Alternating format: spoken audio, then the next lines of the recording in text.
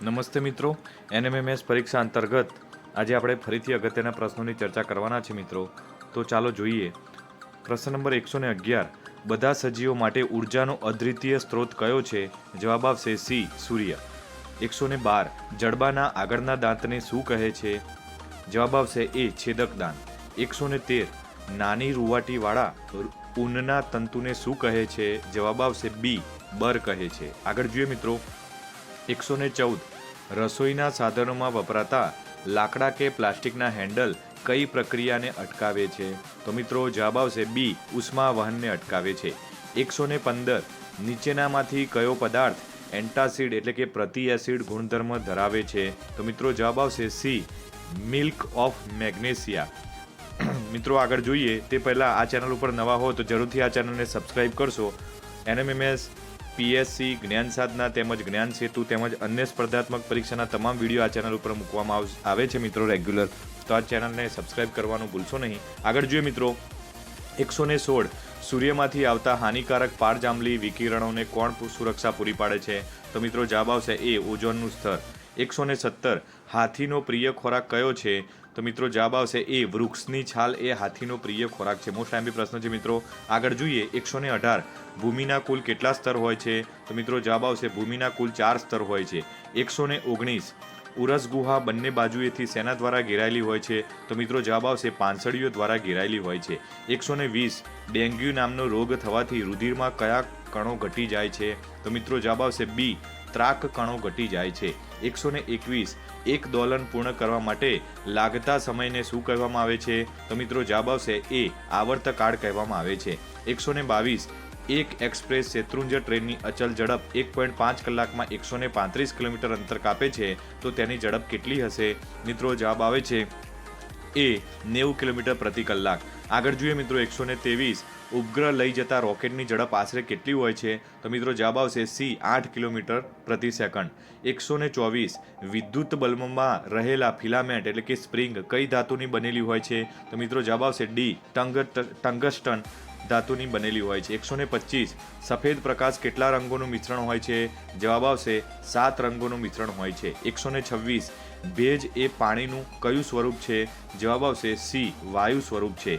મિત્રો આગળ જોઈએ તે પહેલાં આ ચેનલ ઉપર નવા હો તો જરૂરથી સબસ્ક્રાઈબ કરવા વિનંતી. મિત્રો આગળ જોઈએ. 127.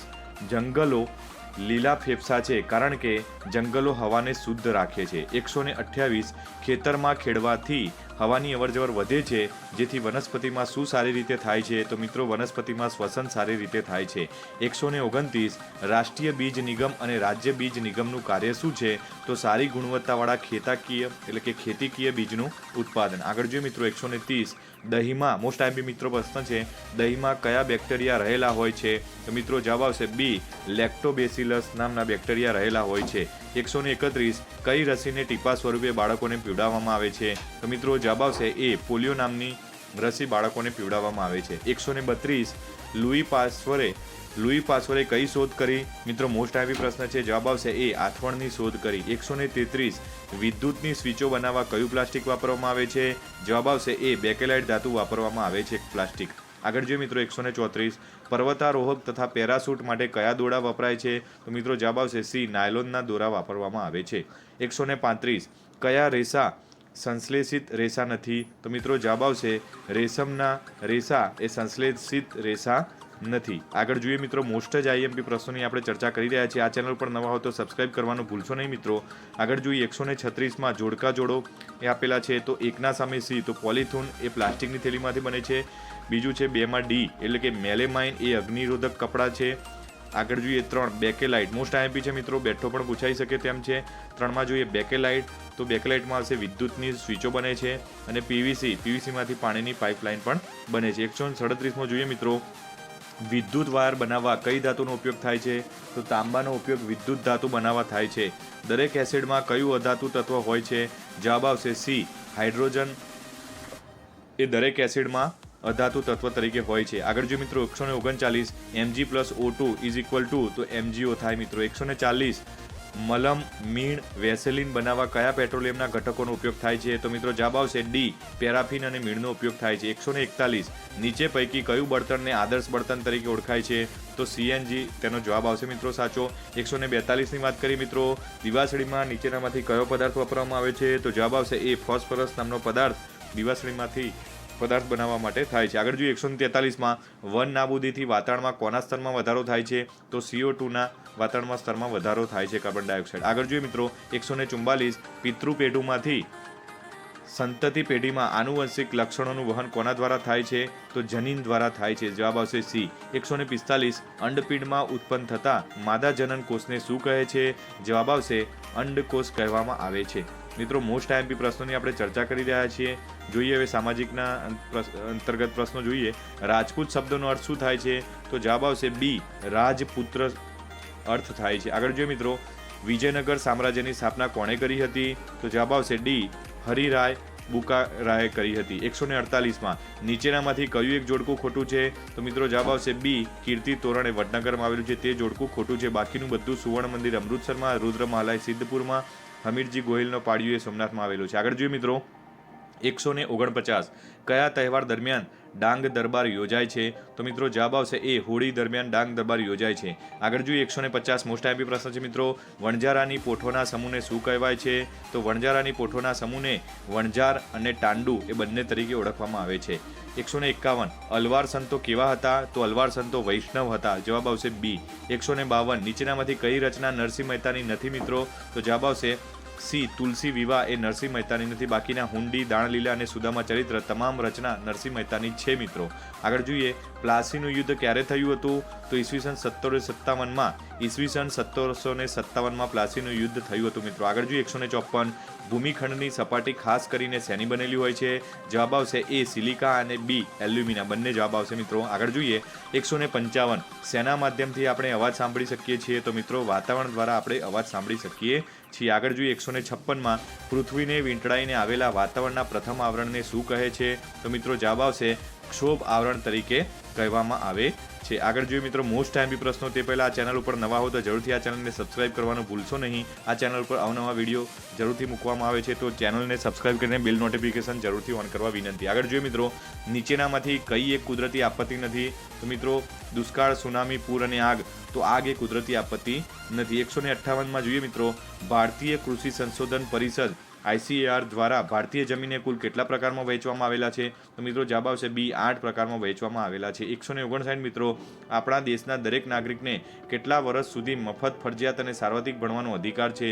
તો મિત્રો જવાબ આવશે સી, 6 થી 14 વર્ષ દરમિયાન. આગળ જોઈએ મિત્રો 160 નીચેનામાંથી કયું સરકારનું અંગ નથી?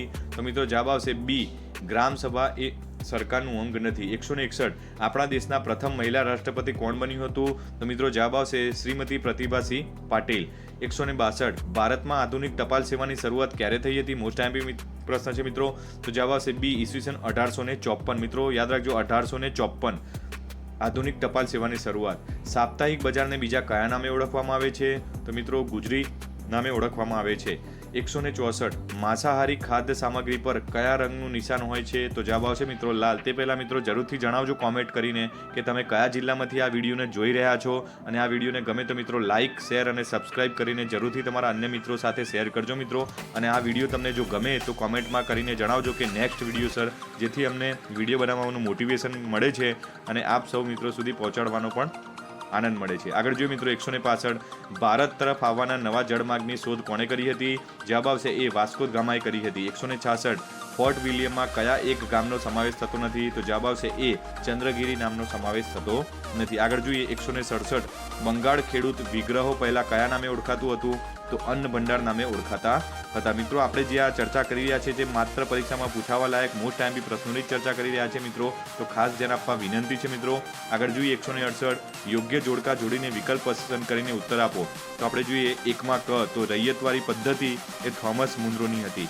આગળ જોઈએ મિત્રો 2 મહાલવારી પદ્ધતિ એ હોલ્ટ મેક્રેજિનની હતી મિત્રો. આગળ જોઈએ 3 સહાયકારી યોજના એ વેલેસ્લીની હતી મિત્રો. અને 4માં જોઈએ ખાલસા નીતિ એ ડેલહાઉસીની હતી મિત્રો. આગળ જોઈએ મોસ્ટ આઈએમપી, ઈસવીસન 1857ના મુખ્ય નેતાઓ અને સ્થળ અંગેની કોઈ એક જોડી ખોટી છે. તો મિત્રો કાનપુર એ મહારાણા પ્રતાપ, આ જોડી ખોટી છે. આગળ જોઈએ 170, ઈસવીસન 1857ના સંગ્રામમાં ભાગ લીધેલ ગુજરાતનું પાંડરવાડા કયા જિલ્લામાં આવેલું છે? તો મિત્રો ખાસ મોસ્ટ ટાઈમ પ્રશ્નો છે. મહીસાગર જિલ્લામાં આવેલું છે. આપણા દેશની રાજધાની પાટનગર કયું છે? તો મિત્રો આપણે જાણીએ છીએ દિલ્હી જ છે. અને આપણે ગુજરાતની રાજધાની કઈ છે, એટલે કે ગુજરાતનું પાટનગર કયું છે મિત્રો? કોમેન્ટ કરીને જરૂરથી જણાવજો મિત્રો. આગળ જોઈએ 172, હાલનું નવી દિલ્હી પહેલા કયા પહાડી વિસ્તાર તરીકે ઓળખાતું હતું? તો રાયસીન તરીકે ઓળખાતું હતું મિત્રો. 173માં જોઈએ નીચેનામાંથી કયું સંસાધન સામાન્ય સુલભ સંસાધન છે? તો મિત્રો જવાબ આવશે જળ. આગળ જોઈએ 174, યુરોપના ગ્રીનલેન્ડમાંથી પ્રાપ્ત થતું ક્રાયોલાઇટ ખનિજને કયા પ્રકારનું સંસાધન કહેવામાં આવે છે? તો મિત્રો જવાબ આવશે એકલ સંસાધન તરીકે ઓળખવામાં આવે છે. 175માં જોઈએ મિત્રો ભાવનગરમાં લિગ્નાઇટ કોલસાનો અનુમાનિત જથ્થો ક્યાં આવેલો છે? તો થોડી, તગડી અને સામત પર દરેક જગ્યાએ લિગ્નાઇટનો કોલસો ભાવનગરમાં જોવા મળે છે.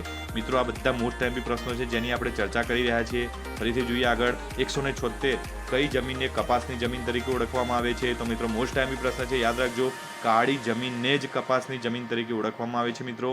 177 જોઈએ બંધારણીય ખરડા સમિતિના અધ્યક્ષ કોણ હતા? તો મિત્રો જવાબ આવશે સી, ડોક્ટર ભીમરાવ આંબેડકર એ બંધારણીય સમિતિના અધ્યક્ષ હતા. આગળ જોઈએ મિત્રો નીચેનામાંથી રાજ્યસભા અંગેનું કયું વાક્ય સાચું છે મિત્રો? તો માત્ર બ, એટલે કે રાજ્યસભાના સભ્યો વિધાનસભાના સભ્યો દ્વારા જ ચૂંટવામાં આવે છે. આગળ જોઈએ મિત્રો પ્લાસીનું યુદ્ધ કોની કોની વચ્ચે થયું હતું? તો પ્લાસીનું યુદ્ધ રોબર્ટ ક્લાઇવ અને સિરાજ ઉદ દૌલાની વચ્ચે થયું હતું મિત્રો. આગળ જોઈએ મિત્રો બક્સરનું યુદ્ધ ક્યારે થયું હતું? તો બક્સરનું યુદ્ધ ઈસવીસન 1764માં થયું હતું. મિત્રો ખાસ ધ્યાન રાખજો, તમે જે કોઈ પ્રશ્ન પૂછાય છે તે તમારે કેવી રીતે લખવા. તો આ જે તમારે OMR સીટ આવે તો ABCD 4 ઓપ્શન જે સાચો જવાબ હોય એ સાચો જવાબ, દાખલા તરીકે તમે પ્રશ્નનું વાંચન કરો છો, 4 ઓપ્શન આપે છે ABCD, તો ધારો કે તમારો સાચો જવાબ બી હોય તો બીને આપણે રાઉન્ડ પૂરેપૂરો કરવાનો છે, રાઉન્ડની બહાર પણ નીકળવું જોઈએ નહીં. તે રીતે આપણે એને બરાબર લખવાનો છે મિત્રો. અને ખાસ ધ્યાન રાખજો કે 2 આન્સર આપવાના નથી. દાખલા તરીકે તમે બી આપ્યું ને તમને પાછળથી એવું લાગે કે આનો જવાબ ડી આવે, તો મિત્રો જો તમે ડી પણ ક્લિક કરશો તો પણ તમારો જવાબ સંપૂર્ણ ખોટો પડશે. એટલે માત્ર જવાબ એક જ આપજો મિત્રો. ABCDમાંથી એક જ જવાબ આપીને ખાસ યાદ રાખજો. અને માઇનસ પદ્ધતિ નથી, તેથી મિત્રો દરેક પ્રશ્નના જવાબ આપવાનો જરૂરથી પ્રયાસ કરજો. આ પરીક્ષા માટે તમામને બેસ્ટ ઓફ લક. કોમેન્ટમાં જરૂરથી જણાવશો તમે કયા જિલ્લામાંથી આ વિડીયોને જોઈ રહ્યા છો. ફરીથી મળીશું નેક્સ્ટ વિડીયો માત્ર 30 મિનિટમાં ઉપલબ્ધ થશે. ચેનલને સબસ્ક્રાઇબ કરવાનું ભૂલશો નહીં.